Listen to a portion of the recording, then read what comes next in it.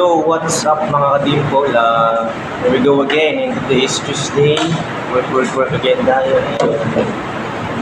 Ang almusal ko ngayon extra big pancit canton. Bagong luto ito yan. Extra big pancit canton. KS. Baka naman. Meron tayo dito pandesal.